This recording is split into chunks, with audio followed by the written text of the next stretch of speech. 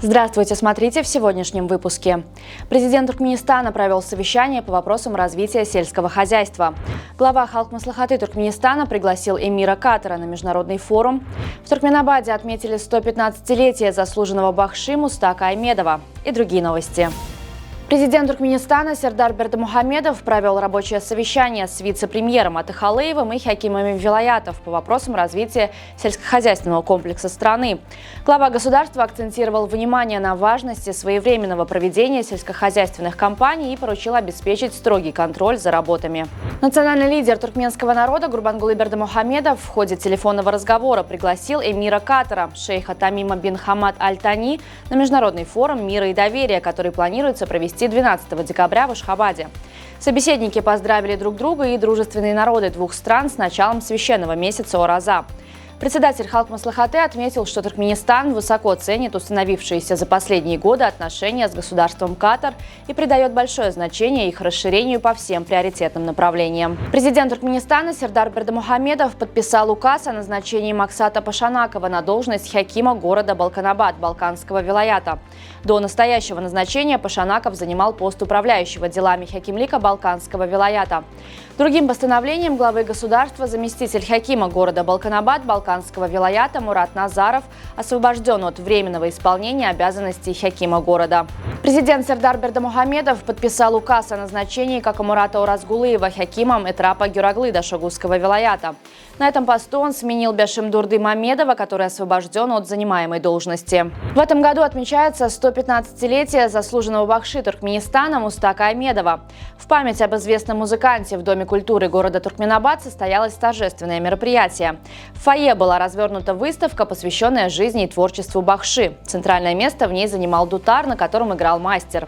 Мустак Аймедов оставил яркий след в туркменском музыкальном искусстве. В наши дни его ученики и последователи продолжают его дело. Турецкая компания «Каруп» выступит в качестве бронзового партнера международного форума по привлечению инвестиций в частный сектор «Инвестиции в будущее Туркменистана», который запланирован к проведению 18 марта в Ашхабаде. На сегодняшний день свое участие в предстоящем инвестфоруме подтвердили более 200 делегатов из 26 стран мира.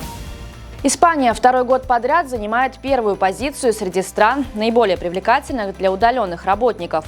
При составлении рейтинга эксперты оценивали ключевые факторы, влияющие на комфорт цифровых кочевников: условия получения визы, требования к доходу, налоговую политику, стоимость проживания и качество интернет-соединения.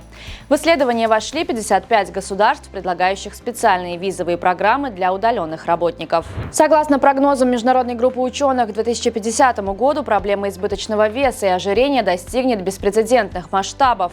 Более 3,8 миллиардов взрослых и 746 миллионов детей и подростков будут страдать от этих состояний, что представляет серьезную угрозу для глобального здравоохранения.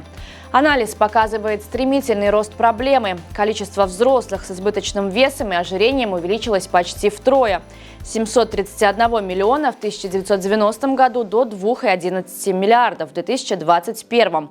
Среди детей и подростков этот показатель вырос более чем в 2 раза за тот же период.